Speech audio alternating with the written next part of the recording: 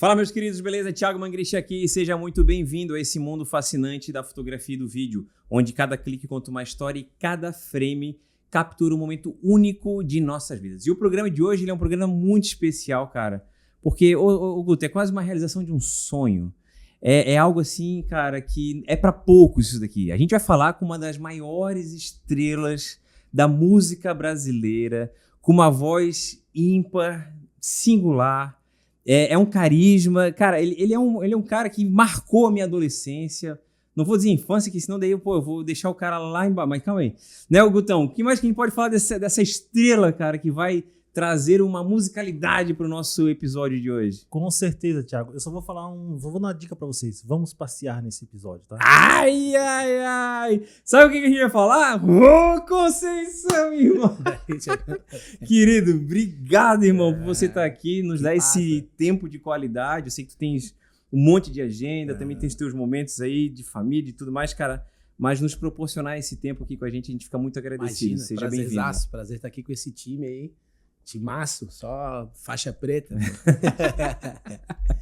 Cara, mano, bem, primeiramente, cara, eu sou um grande apreciador de música, a gente falou aqui nos bastidores, mas tem muitas músicas do Irie, né, que marcou aí a nossa, né, como o Guto falou, marcou a nossa infância não, nossa juventude, né, se não levou a infância, eu vou te botar lá. Mas é que a gente começou cedo, né? Então, tem isso também. Com tem 20 isso. anos, então. 20 anos, cara. Como é que foi essa tua trajetória da música no reggae? O que te inspirou? Os pais, familiares já tinham banda? Como é que foi esse rolê todo?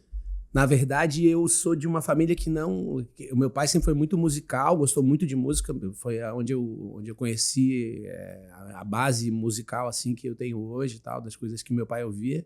E depois o meu irmão mais velho. Mas ninguém era do instrumento, né? Eu fui o primeiro a me aventurar pelo instrumento, assim. Daí eu não tinha contato com o instrumento até que aos 8 anos de idade meu pai me colocou numa aula de violão. E aí, eu me apaixonei. Adorava. Eu era muito exibido, gostava de leonino, né, cara? Gostava de... Tens uma leonina em casa também, sabe como é que é? Tô ligado. E tem um monte de leonino lá, né? Tem, eu também sou. A galera, aquilo lá é uma jaula de leões. É uma jaula, né, cara? E aí eu gostava de dançar, de me apresentar, de me exibir pra família, assim, na sala, fazer minhas cenas e tal. E daí fui me engraçando aí pra esse lado da música e tal. E aí a música... Engraçado que eu sempre soube que ia ser músico, assim, que eu sempre soube que ia, independente de exercer a profissão, mas eu sempre soube desde muito cedo que eu ia ser músico, que a música ia fazer parte da minha vida. Então isso já era uma coisa que já estava definido, assim, já desde muito cedo. Mesmo que eu não exercesse uma profissão ligada à música, a música ia estar ali, né? Então isso já era uma coisa que meio que já foi uma coisa que eu coloquei assim na cabeça. Sim, tava já praticamente definido. Defini isso aí. As coisas foram mudando e tal, mas a música tava sempre ali. E o Irie, cara, ele surgiu num momento que tinha outras bandas também locais aqui, mas eu acredito que foi a melhor fase da música brasileira que se fazia música, né? Bem, não quero aqui... Eu entendo. Mas, cara, era música que fazia pensar. Eu acho até difícil, às vezes, a gente contextualizar e explicar para uma pessoa, de repente, mais nova, ou que veio de outro lugar e tal, como que era, assim. Porque era totalmente diferente, assim. A maneira com que se produzia música autoral, com que se consumia música autoral, a maneira com que as pessoas iam buscar... Exatamente isso, quando saíam, a gente não ia na época, às vezes ia para os lugares esperando ficar sentado num lugar, vendo um cara tocar uma coisa aleatória. A gente ia atrás das bandas que estavam fazendo as suas coisas, né? E é difícil até imaginar, assim. A gente estava falando sobre que algumas coisas parecem que foram em outra vida, né? Quando eu penso no final dos anos 90, pra gente, né? E o começo dos anos 2000 parece mesmo uma outra realidade, assim, as coisas mudaram drasticamente, assim, a maneira de se consumir, a maneira de frequentar os lugares, a maneira de ocupar os espaços, a maneira de lidar com arte no dia a dia era muito mais natural, era muito mais orgânico, tava ali, tava todo mundo fazendo, todo mundo queria ver quem tava fazendo, era uma coisa muito, muito legal. Fazia a pessoa sair de casa, né? Era um cenário pra ir no lugar, assim. pra se conhecer ou Sim, pra se tinha conectar muita com gente as produzindo pessoas. arte, muita gente produzindo música autoral e todo mundo queria estar exatamente nesses espaços onde essa música estava sendo produzida, né? Eu não consigo fazer o caminho inverso para a gente conseguir chegar de novo num momento como aquele partindo de hoje. Sim. Do que a gente percebe hoje, assim, da maneira como se consome. E aí tem uma série de coisas que acontecem, né? A maneira como a gente se relaciona, que tem a ver com rede social, com a maneira, enfim, né? Que mudou muito a maneira como que a gente se relaciona com o mundo, né? Então, eu acho difícil a gente ter um conjunto de fatores que consiga fazer com que isso seja possível de novo, assim, da mesma maneira, tá ligado? Porque eu vejo que, cara, eu lembro eu sou da época que eu tinha um gravador de fita cassete para gravar as programações, as músicas na Atlântida, para depois eu ouvir em casa ou em algum outro momento. Sim, claro. Ficava esperando o pijama show chegar para acontecer, para tu ficar naquela viagem lá do Mr. P, tarará. E hoje não, cara. Hoje eu escuto muito mais música, até a gente tava comentando aqui, né, no Spotify, que parece que é tudo muito fácil. Mas o que eu percebo que as minhas playlists, cara, é dos anos 2000 pra trás, entendeu? Só voltando, porque assino embaixo. É impossível, cara, desculpa, galera, mas assim, ó, é impossível tu consumir um produto dessa geração agora, porque, cara, é uma coisa rasa, vazia, assim, não tem uma profundidade como a gente escutava do Irie, né, John Bala Jones, do Das Aranha, enfim, dessa turma toda aqui. Todas, né? Entendeu? Que hoje parece que é uma indústria que só, cara, quer só lançar carinha, rostinho e aquele jingle do verão, né? O que tu percebe no posicionamento como profissional dessa geração que tá vindo, sabe? Porque como tu falou, pô, dos anos 2000, dos anos 90, já teve, em 10 anos, cara, teve uma mudança absurda. E, cara, é só 10 anos, não é muita coisa, é 10 anos. Só que hoje, cara, parece que a cada 6 meses ou a cada uma semana, com inteligência artificial, as coisas já mudam drasticamente. Não, daí pra cara? frente mesmo, daí pra frente é impossível a gente dizer o que vai ser, né, cara? Eu acho que com inteligência artificial o jogo é outro, a parada mudou, é exponencial, as mudanças vão ser... Aquilo que demorou 10 anos para acontecer, vai acontecer em meses, né? A própria evolução da inteligência artificial já de 2 anos para cá é inimaginável, né? Sim. A capacidade com que... E generativa ainda, quer dizer, ela mesma vai se modificar, é um negócio que... Eu sou criado a filme de ficção científica, né? Tenho uma aversão, tenho um pavor de inteligência artificial. Apesar de entender que é uma ferramenta que a gente tem que aprender para usar. Hoje tu usa alguma coisa? Eu uso algumas coisas, assim, para escrever texto e para corrigir alguns textos e tal, mas para compor, assim, essas coisas, não é a minha onda. Mas eu entendo a necessidade, que é inevitável, né? É uma questão que a gente precisa estar bem envolvido e entender. Mas eu morro de medo, cara. Eu acho que isso aí é o princípio do fim. Eu acho que isso aí, Pô, vai rolar uma música aí, o princípio do fim. Criado a filme né? Meu pai era da ficção científica ali, aqueles livros do Isaac Asimov, tinham coleções. Então, cara, inteligência artificial é uma coisa do tipo, não, né? Não. Cara, brincando com fogo, né? Mas assim, tirando essa parte, que daí é uma coisa muito... Vai muito mais além, né? Eu percebo que a maneira de consumir a música, quando a gente começou a se entender por gente, a nossa relação com a música vinha a partir da relação que os nossos pais tinham com a música, como eu falei, e os nossos irmãos e tal, e nossos amigos. Então a música era uma coisa coletiva, uma construção coletiva. E hoje ela é uma construção individual, muito mais individual. Então, assim, a gente fazia parte de um lugar, de um grupo, de um espaço, através também da música, né? A música nos conectava com outras pessoas que tinham essas similaridades e tudo. E hoje é difícil. Por exemplo, hoje eu tenho um filho que escuta a tua música, é muito mais difícil. Eu ouvi Beatles que meu pai ouvia Beatles. Se fosse hoje em dia, meu pai tá ouvindo Beatles no fone ou no quarto dele e eu ia estar ouvindo a minha música. Quer dizer, essa construção identitária hereditária e tal, não existe mais. Então é uma construção solitária. Hoje a construção da identidade musical que cada um tem passa por uma questão muito, muito menos coletiva. E eu acho que em todos os aspectos a gente é muito menos coletivo. E é muito engraçado pensar que quanto mais a gente tem acesso a tudo, e quanto mais a gente tá... porque bota tua música aqui, o cara que tá lá não sei aonde pode ouvir isso aqui, mais solitário a gente tá. A gente não é mais coletivo, como a gente entende às vezes que a rede social, que esse mundo nos deixa mais coletivos. Muito pelo contrário, a gente é muito menos coletivo, muito mais individual. A tua playlist, o teu algoritmo, a gente tava brincando aqui, ele é teu, só teu. Porque no Instagram, cara, o teu Instagram, eu vou abrir o teu aqui, é totalmente diferente. Não existe um Instagram. Existe um Instagram que te entrega uma coisa e te entrega uma coisa completamente diferente pro outro. Então tudo é totalmente personalizado e individualizado. Parece que quanto mais então, a gente é cada vez menos coletivos. Parece a gente que quanto é cada vez mais solitário. Véio. Parece mais...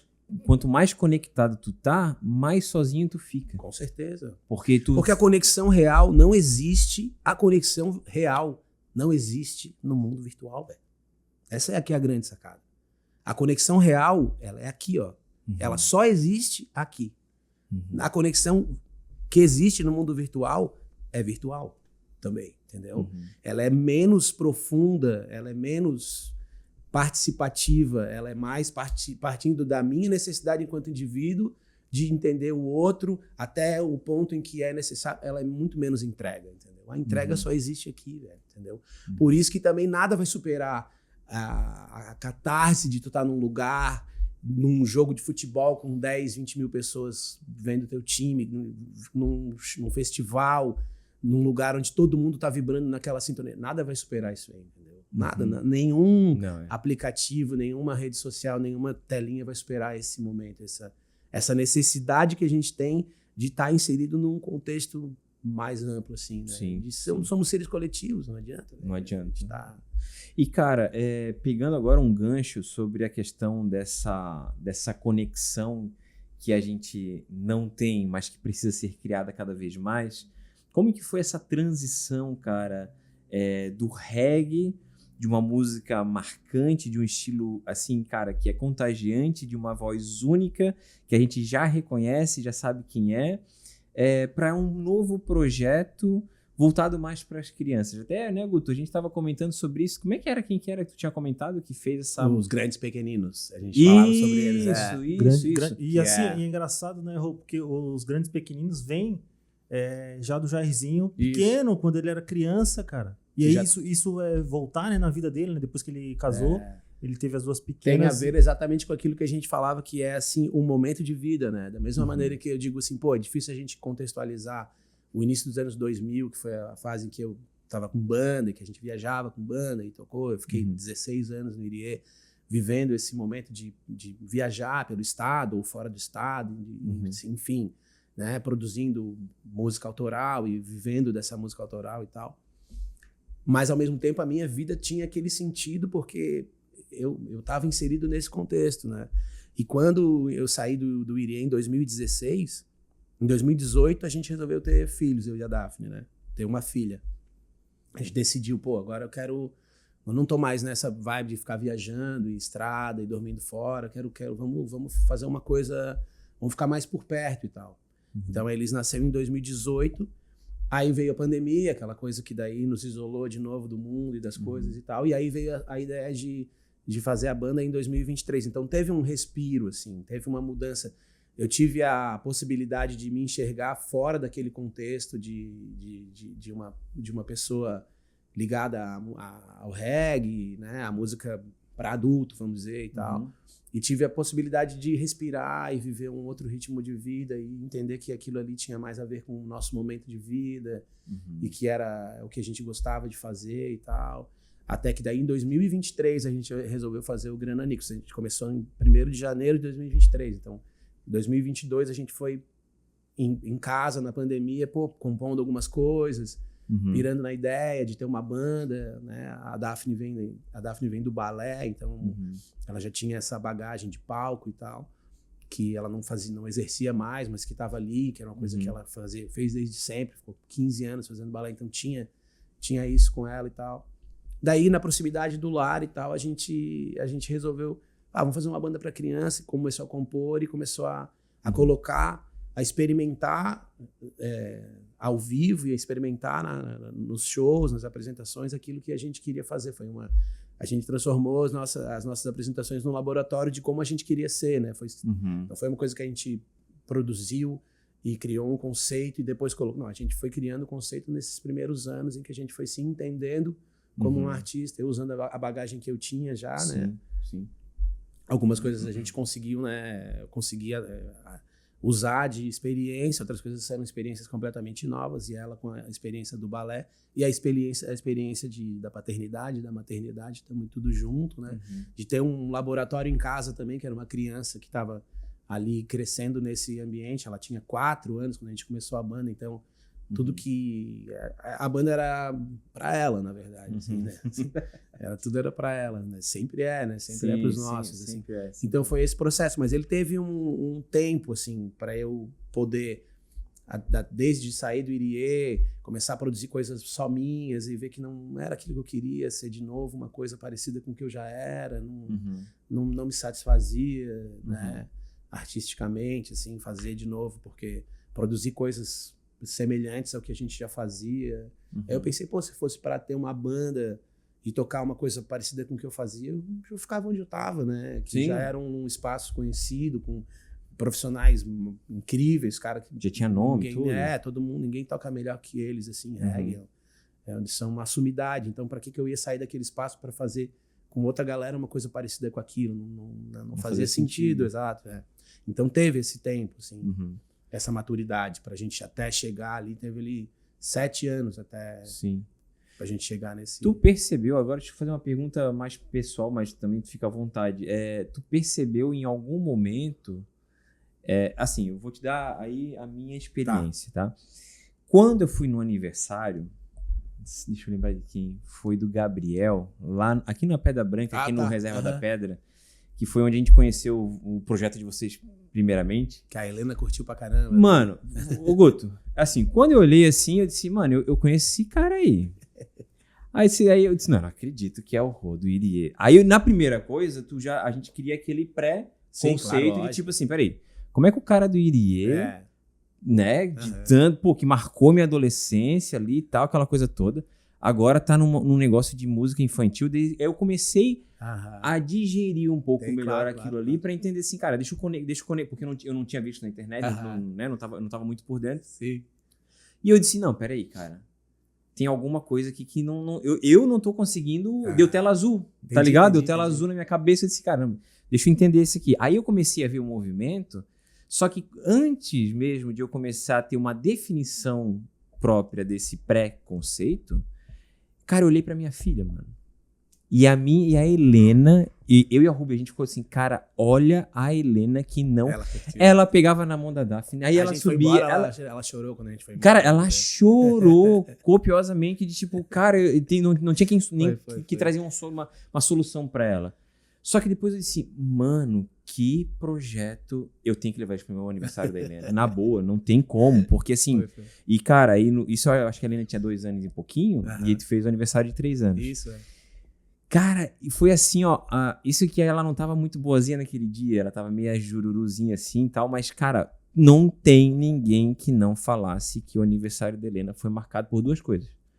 Os grananicos e o café do Gui Grão Café. E o café também. Que é o nosso patrocinador aqui. Sim.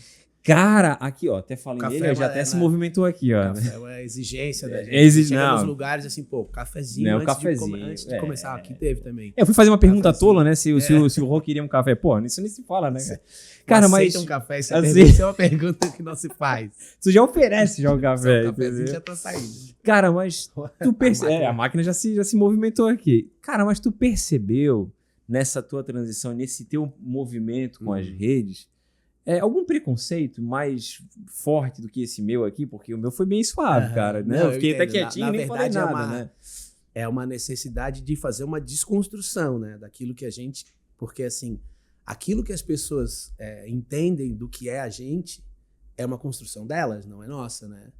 A gente constrói pra gente aquilo que a gente acha que é o outro. Então é uma desconstrução que é o lado de lá. Eu não tenho nada a ver com isso, entendeu? A pessoa é um trabalho que a pessoa tem que fazer lá, entre elas, entendeu? E eu tenho uma relação muito, muito tranquila com isso, assim.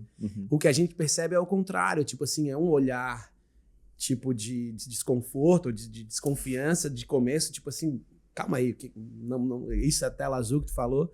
Mas, ao contrário, o prazer é exatamente a gente ver esse muro caindo, entendeu?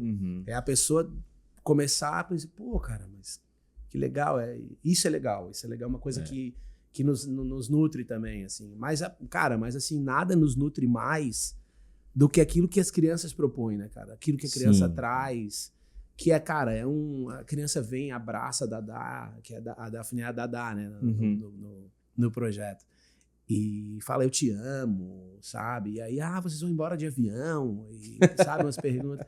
Aí a gente tem uma música do verão, cara, o que é bom de fazer no verão? Aí, ir pra praia, ir pra piscina, daí essa semana, assim, numa festa.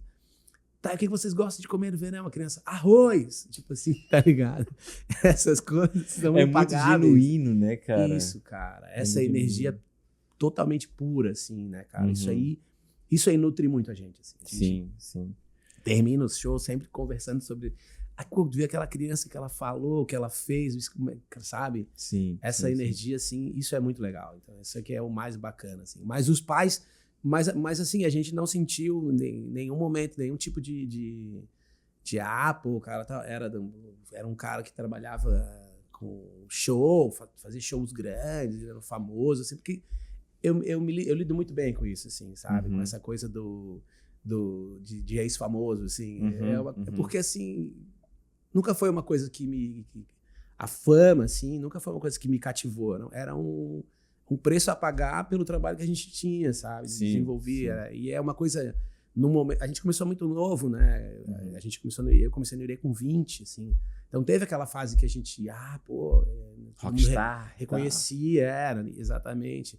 Mas chega uma hora que é uma coisa que meio, tipo...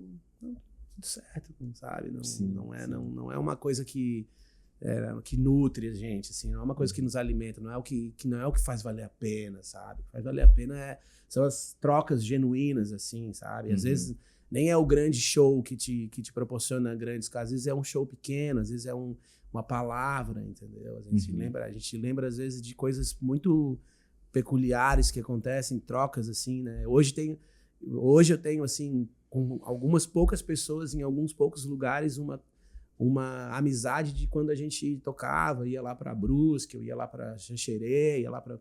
Tem essas pessoas que a gente até hoje tem conexões e tal. Essa semana eu toquei no aniversário das 2 filhas do Guilherme Ribeiro, que era o vocalista do John Bala Jones, que eram as bandas, né, que tocavam juntas e em algum momento eram concorrentes ali, que tinham um público parecido e tal. Muitas vezes, a maioria das vezes a gente tocava junto mesmo, viajou junto e tal.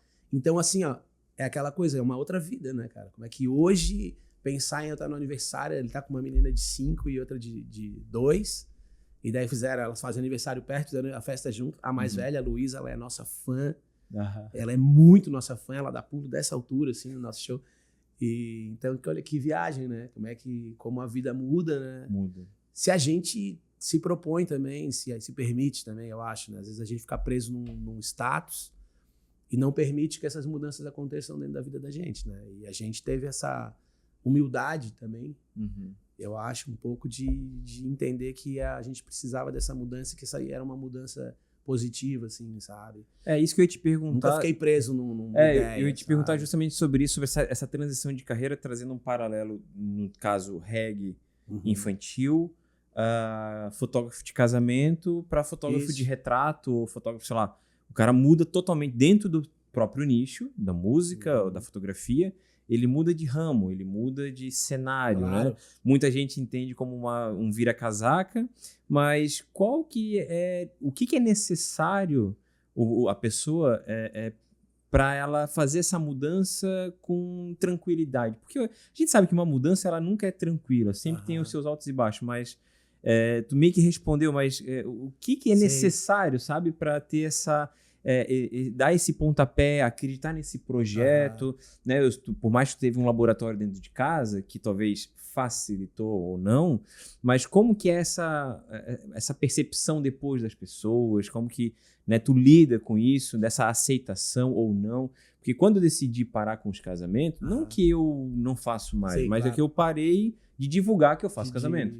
Deixou de ser o teu foco. Exato, e foquei realmente no retrato corporativo. Cara, parece que aí as pessoas começaram a te observar melhor. Entendi. Porque parece que tu era só mais um rockstar. Entendi. E agora tu tens um trabalho um pouquinho mais genuíno, com mais intencionalidade, sabe? Claro. Como é que tu lida, ou como é que tu poderia dar um conselho para quem tá nessa transição de carreira?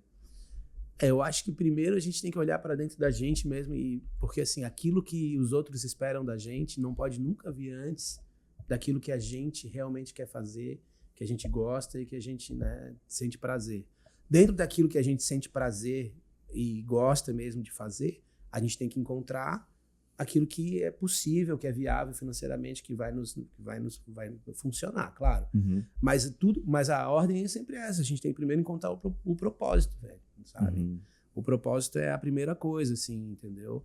Eu já estava num momento em que já não era mais o meu propósito. Eu já estava andando, tipo, o que eu faço, continuo fazendo, sigo fazendo, porque já estou ali, né? Existia uma banda posicionada no mercado, então para mim era interessante estar ali e tal. Até que não foi mais, né? O mercado mudou muito também, né? Uhum. O mercado do nosso nicho mudou muito, começou a ficar muito escasso o trabalho. Aí comecei a fazer outras coisas e tal. Mas nunca foi nada que, assim... Eu faço casamento também, toco em casamento. Mas quando eu falo, não divulgo tanto isso.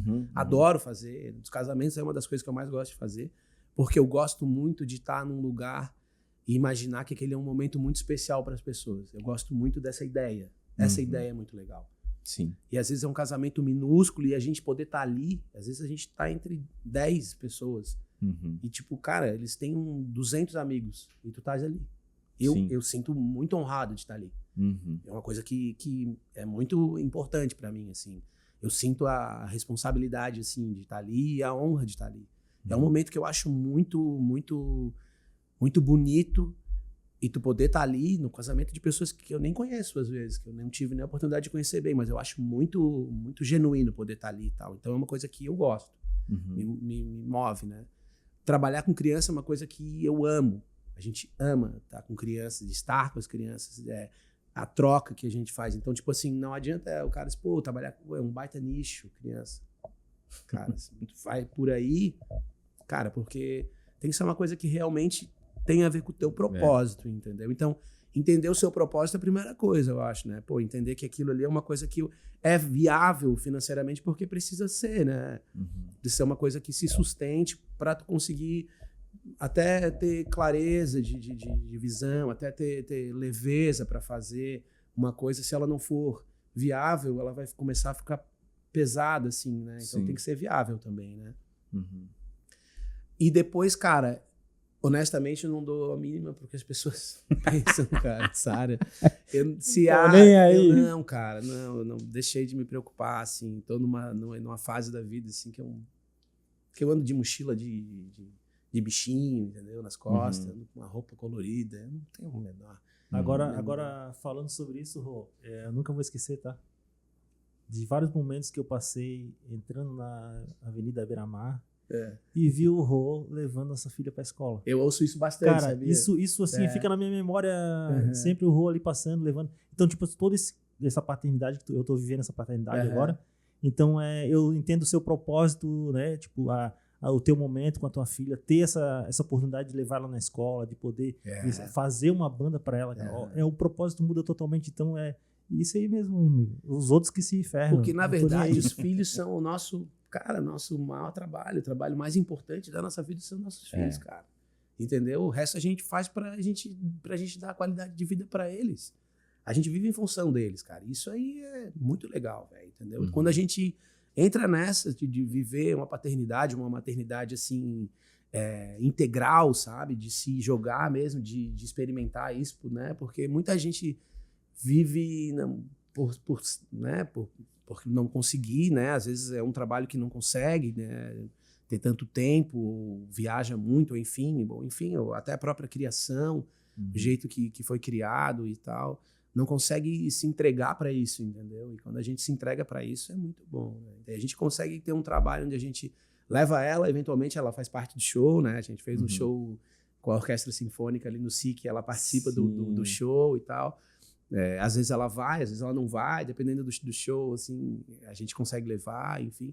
Ela ia em todos, ela gosta muito, assim, ela tá numa fase que ela gosta muito de participar, mas nem sempre dá. Então a gente conseguiu conciliar, assim, da melhor maneira possível, assim, sabe? Então, cara, se a gente tá muito realizado, a gente é muito realizado no que a gente faz, assim, né? Então a gente não dá muita bola. Claro que a gente paga o preço, assim, das coisas que a gente, das escolhas. Todo mundo paga o preço das escolhas que faz, né?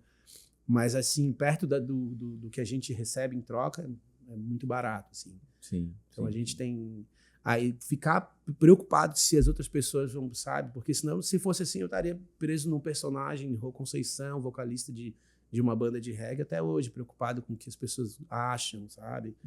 Não, já abri mão disso aí já faz muito tempo. Isso aí torna tudo mais fácil, cara. Pega essa mentoria aí, cara, entendeu? Gratuita, 0800 aí, entendeu? E aplica na tua vida, porque tem um monte de fotógrafo que fica, às vezes, preocupado com o tipo de foto que fez, com o tipo de foto que vai fazer. Cara, quando eu tive a grata oportunidade de fotografar o Rodolfo, né, do ex-Raimundos, enfim, etc., cara, foi uma coisa que, né, o Raimundos fez parte da adolescência de muitas pessoas, juventude e tudo mais, e aí, cara, eu falei assim, mano, beleza, ele foi lá na igreja, onde a gente foi, eu fiz umas fotos lá no primeiro momento, aí no segundo momento, cara, ele pediu o meu contato pro pastor lá da igreja, dos jovens, que ele entrou em contato comigo, dizendo que queria as fotos, mano, mas que tipo de foto tu quer? Como é que...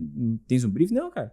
Só aperta o botão aí que eu tô precisando de mais fotos. Eu já vi. E, cara, e eu fui assim, poxa, essa resiliência, sabe? O cara não tá nem aí preocupado com o fato do que vão achar, do que vão querer, né? Ele é, acho que um dos maiores exemplos disso, porque a guinada que ele deu na carreira, a mudança e a crítica que ele recebeu por ter mudado a carreira dele foi gigantesca, até hoje, né? Exato. Muita gente ainda critica, o cara saiu de uma banda gigante, foi pro gospel, não sei o quê, cara. Até ali, como a gente conhece ali o pessoal da orquestra, tem uma amizade com a maneira com que tudo aconteceu para que ele fizesse aquele show com a orquestra. O Rodolfo com a Orquestra Sinfônica de Santa Catarina foi uma coisa tão aberta dele, assim, o jeito que ele topou fazer, já diz muito sobre a pessoa, assim, sabe?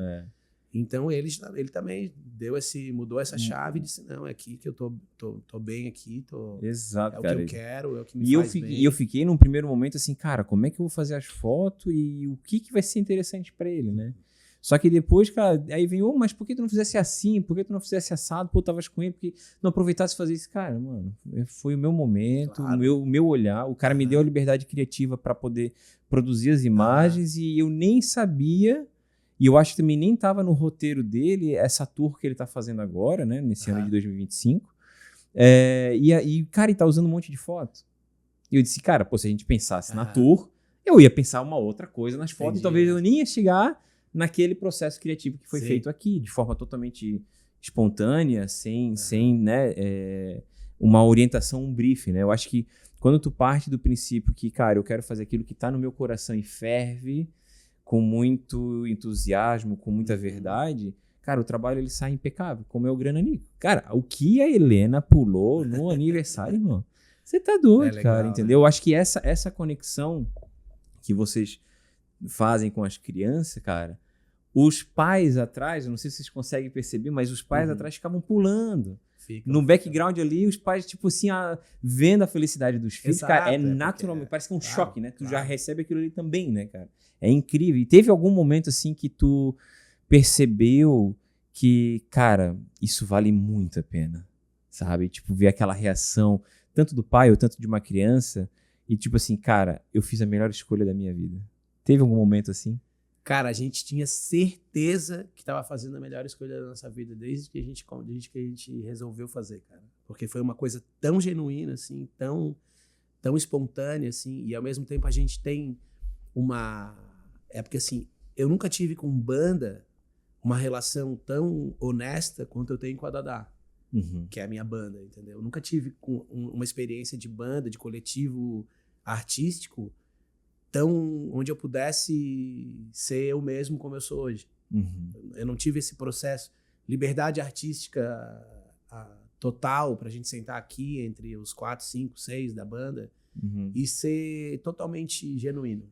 Eu nunca tive isso, apesar de ter tido banda e de ter convivido durante muitos anos em projetos, especialmente no Irie, eu nunca senti a liberdade artística e nunca senti o orgulho de ver as minhas coisas florescendo como eu tenho com Grananicos, entendeu? Então, e os processos são muito honestos, são muito na mesa, tudo é muito assim, ninguém precisa pisar em ovos para dar uma ideia, coisa e tal. Então a gente não tem mais isso, a gente está livre dessa amarra, entendeu? Sim. Então isso já nos dava uma certeza de que era, independente do sucesso ou não do projeto, o projeto era exatamente aquilo que a gente queria fazer. Então a gente tem muita entrega naquilo que a gente faz, a gente é muito atento a tudo que a gente faz, o que pode melhorar o tempo todo, sem o medo de, pô, vou falar que aquela parte que tu tá fazendo não é tão legal. Não tem o menor problema assim, com isso. A gente tem... E isso é fundamental para um processo artístico, que eu acho que é uma coisa que, independente de todas as qualidades que a gente teve enquanto banda lá com o Irie, a gente tinha essa dificuldade de respeitar artisticamente cada um e de criar um espaço onde todo mundo se sentisse à vontade para dar todas as ideias que tivesse na cabeça, independente de serem boas ou ruins e tal.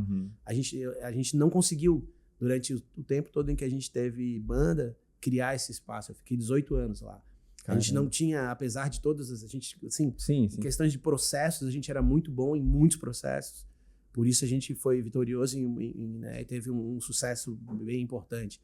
Porque a gente tinha muitas qualidades, muitas virtudes, assim. A gente ser muito bons, a gente era muito dedicado, a gente ensaiava muito, a gente produzia com muita dedicação, era muito cuidadoso, mas a gente não conseguia fazer esse espaço livre e aberto de dar ideias e de ser assim, sabe? Que é o que eu sempre acreditei que a gente precisa, como premissa básica de trabalhar com arte, esse espaço livre, entendeu? E hoje a gente tem, assim, eu e a Dadá. E a gente tem a capacidade e a possibilidade de escolher para trabalhar com a gente pessoas que a gente gosta muito. Então a gente produz as músicas com o Bruno Freitas, que é um guitarrista que já tocou com o Irie. E daí vem as coisas do Irie, as coisas boas que aqui eu trago. De ter conhecido profissionais que eu posso dizer, pô, esse cara eu quero comigo, entendeu? Então a gente produz com ele tem filha pequena também, um pouquinho mais velha que a Elis. O João Gabriel, que é nosso amigo, né? Que é um cara que, tipo, fora de série. Não, o Joãozinho, o Joãozinho, grande abraço, tá? O Joãozinho Dias aí. Demais. É sempre com a gente aí. Que, né, fotografa a gente, entra em todas as ideias, assim, tipo, toda ideia que eu tiver, ele vai abraçar e vamos junto. O André Almeida, que é baixista, que já tocou, que também já trabalhou com o Irie, que é o presidente da Orquestra Sinfônica, que é meu amigo também. Sim, também, o André teve aqui, tem filho pequeno. Sim. E também a galera que tem filho e tal, geralmente não é um pré-requisito para trabalhar com Grananicos, mas assim, ajuda muito quando a pessoa já tem criança. Muita coisa já não precisa ser explicada, já tá no universo, a pessoa já tá imersa naquele universo. E o Gafa, que era baterista de Irie, que é o baterista que acompanha a gente sempre que pode, e que é assim, tipo, fora de série, assim, a melhor coisa que o Irie me deu foi o Gafa. De todas as coisas que o Irie me deu, o Gafa durante foi os o maior 18 presente. anos, foi o maior presente foi o Gafa. O Gafa é sensacional, cara, ótimo de trabalhar, um amigo queridíssimo.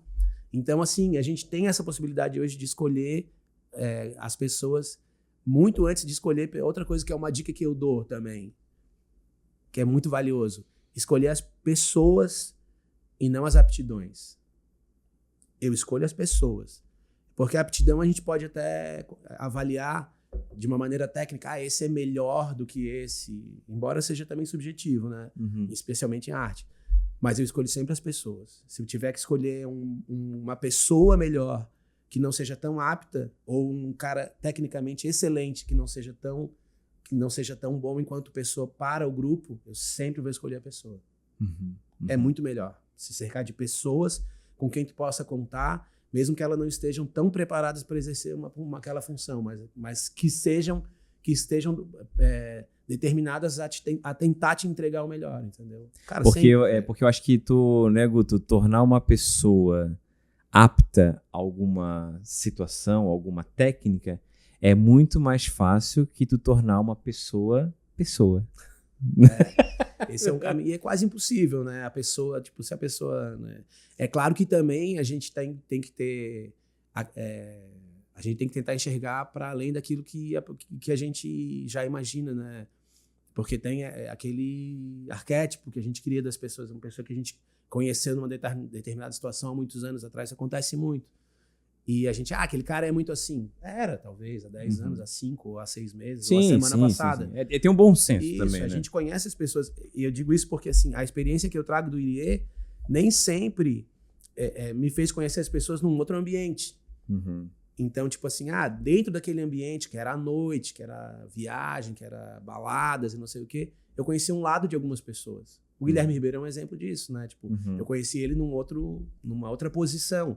E hoje a gente já frequenta o espaço dos filhos. Então, é outra pessoa que está ali, entendeu? Sim, a gente precisa também dar essa chance para as pessoas. Sim. E esperar que as pessoas nos dêem também essa chance, porque eu entro na casa das pessoas hoje como outra pessoa, diferente daquele estereótipo do cara do reggae e tal. Aí a gente vai para o nosso finalmente aqui, trazendo esse meu pré-conceito do Irie, agora o Rô dos Grananicos, né? Tipo, opa, peraí, aí...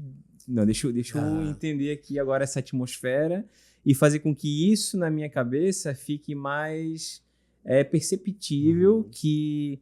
Cara, bem, a gente falou ainda há pouco aqui do Rodolfo, né? Essa mudança de vida que ele teve, porque realmente talvez ele buscou isso. Claro. Então, acho que fazia mais sentido para ele, né? Quando hoje faz mais sentido para mim ser reconhecido pelo que eu faço hoje com os Grananicos, que é muito mais perto daquilo que é o meu dia a dia, que é a verdade dos meus dias, assim, do que ser reconhecido por aquilo que não é demérito nenhum, né? Sim, te vi em tal lugar, gostava, acompanhava, até às vezes, sinto falta de te ver naquele, né? Mas assim, a gente não pode estar aqui para suprir uma necessidade do outro, assim, senão eu estaria num lugar que talvez não me completasse. E às vezes a gente está nesse lugar. Sim. Muitas vezes a gente está e nem percebe. Às vezes talvez um fotógrafo esteja lá fotografando um lugar, porque ali ele está confortável em saber que ele é reconhecido como um bom fotógrafo daquele nicho, talvez. Mas talvez ele não queira mais estar naquele nicho, mas pensa desconstruir essa ideia, ir para um lugar e começar do zero. A humildade que a pessoa tem que ter para dizer, não, hoje eu não sou top dessa categoria. Eu tô um cara começando aqui, eu quero ir pro surf, que é outra abordagem, mas me satisfaz fotografar isso aqui, entendeu? E aí, quando as pessoas enxergam a verdade nisso, torna o teu exemplo também, né? Tipo, enxergam a verdade no trabalho que tu tá fazendo, enxergam que tu tens muito mais... Tá muito mais próximo daquilo que tu é, então a tua autoridade aparece, né? Sim, acaba exalando isso naturalmente, né? A gente se coloca muito numa posição de como as pessoas enxergam a gente e a gente tem que cuidar para isso não virar uma amarra que nos impede de fazer escolhas que tenha mais a ver com o que a gente realmente quer fazer, né, velho? Ô, Gutão, que episódio memorável, irmão. Pelo amor de Deus. Emocional. Ainda bem que vai estar gravado e vou mostrar pra Helena quando ela tiver mais consciência. Ó, o papai falou com o Rô Conceição. Gutão, e aí, cara? Thiago, com certeza. Mas assim, agora falando sobre repertório, eu quero saber, Rô, se você já conhece aquela música De Onde Vem o Papel. Conheço, lógico. Essa é a música da Liz, da filha do Bruno, pô. Ela gravou com a gente, né? A música Eu Adoro o Verão, a gente queria um coro de vozes de criança, daí a Elis gravou e a Liz gravou também. E ela tem essa música, ela é compositora. Legal, né? A criançada que vive nesse meio, assim, é uma coisa que transpira, né? Ela não é, vou parar para fazer uma música. Não, é uma coisa que acontece. Sim. A Elis tem as composições dela lá também, mas ela não deixa a gente usar. Ainda. Ela ficou, não, essa música é minha, não quero que use na banda. Sério? Nossa, um abraço pra Liz, um abraço pro Bruno lá. Bruno, queremos você aqui, Bruno.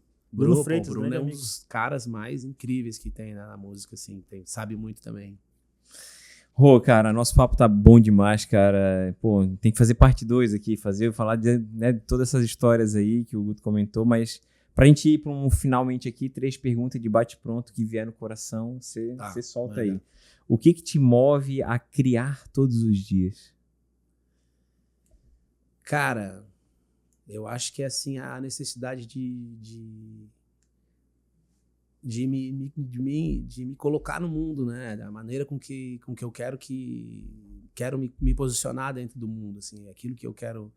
Não que as pessoas saibam de mim ou entendam de mim, mas a maneira como eu genuinamente quero ser, assim, sabe? Sim. Eu acho que quando a gente compõe, quando a gente produz arte, a gente está, de uma certa maneira, se posicionando dentro do mundo do jeito que a gente do jeito mais genuíno, assim, possível. Né? Massa, cara. E deixa eu pegar uma outra aqui, cara, que o nosso roteirista mandou aqui, ó. Se você pudesse definir o sucesso em uma palavra, qual seria e por quê? Cara, hoje pra mim é família, velho. Porque assim,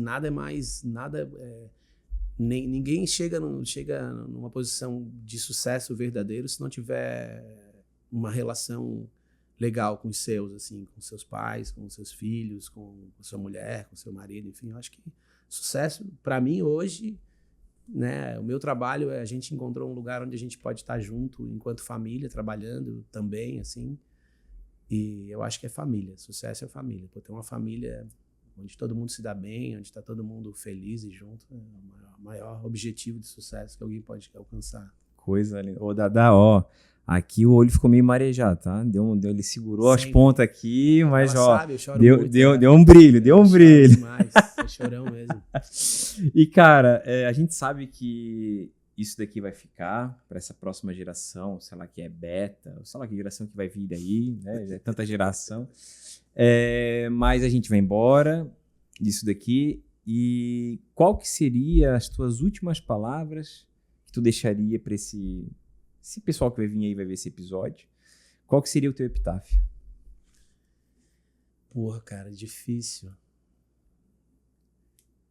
Cara, eu acho que assim... sempre escolher o amor, cara. O caminho do amor, assim, sabe? Sempre que a gente faz as coisas com amor e que a gente tem também um pouco de tolerância com o outro, assim, pensa do ponto de vista do amor, assim, as coisas fluem de uma maneira muito mais legal, né, velho?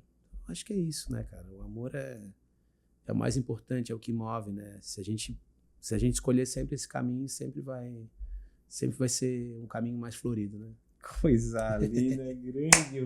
Irmão, obrigado, cara, obrigado demais, assim, por essa entrega. Tenho certeza que tem muita gente que está nos assistindo aí, né, que já te ouviu e vê esse lado, que ainda talvez não teve a oportunidade de te conhecer e saber de toda essa tua história. É inspirador para todos nós, independente qual o segmento, né, mas eu acho que as pessoas, né, elas inspiram as pessoas. Claro, né? lógico. E obrigado por essa entrega, e você não vai embora sem levar essa lembrança especial. Pensa na briga. Vai arrumar uma encrenca em casa, mas, cara... Pensa na briga, você não leva isso aqui. E esse material aí, cara, que o Guto já fez... começa por aqui, né? Olha então, só. olha aí, ó. Guto Campos Cerâmica fez especialmente uma peça exclusiva para você. Ô, Guto, esse aqui é do Rô, né? Esse aqui é dele. Ó, vamos ver. Olha aí, cor, né? Olha caraca. Meu Deus, cara. Ô, Guto, assim, ó, esse aqui é do Rô, né? A minha olha também isso, tá aqui. Gente, tá linda, mas e aí, bonita. se alguém quiser uma peça igual essa daqui? Igual não, pelo amor de Deus. Essa aqui é exclusiva. E aí, como é que faz, Guto? É bem isso aí que o Rô falou. Igual não existe. Essa é dele, é única. Que coisa mais única, linda, é feita à cara. mão. Então não vai existir nunca uma igual a essa. Mas parecidas e similares, com o mesmo material, mesma queima. Mas não muito parecida também. Não, igual não vai ter. Esse aqui é feita só por roupa. Mas você vai ter várias outras linhas lá, né? Parecidas, similares. Eu falo similares. Igual não vai existir. Lá no gutocamposceramica.com.br. Acesse lá e conheça todo esse trabalho feito com muito amor, muito carinho, muito propósito. E essa peça aqui tem tudo a ver com o episódio que a gente falou aqui. Isso aqui mudou a minha vida, Rô. Quando a minha esposa e a gente decidiu ter uma filha, então eu tive que mudar a minha rotina de correria e tive que poder ter um tempo de chegar no ateliê com um tempo, levar minha filha na piscina, fazer uma aula de natação e poder fazer essas peças aqui. É sobre isso, né? coisa ali. Tá muito emocionante esse episódio. Daqui a pouco eu vou chorar também sem motivo algum. Então, por favor. Pô, cara, mais uma vez, obrigado, eu irmão. que agradeço, satisfação, pô, tá? O estúdio tá de portas abertas aqui pra ti, o que tu precisar. E obrigado por essa entrega. Tá bom, coisa querido? linda, muito obrigado. Muito bem, gente. Esse foi mais um episódio aqui do nosso podcast da Fotografia Exponencial. Um lugar onde a gente convida nossos amigos, pessoas queridas, nossos ídolos, nossas pessoas que marcaram a nossa vida, a nossa adolescência, a nossa juventude, para trazer essas verdades, para te inspirar a tomar algumas decisões que talvez você ainda estava aí meio na dúvida e tal. Cara, esse episódio foi feito para você. Então deixe o seu like, deixe o seu comentário, ative o sininho para receber as notificações dos próximos episódios e eu te vejo na próxima.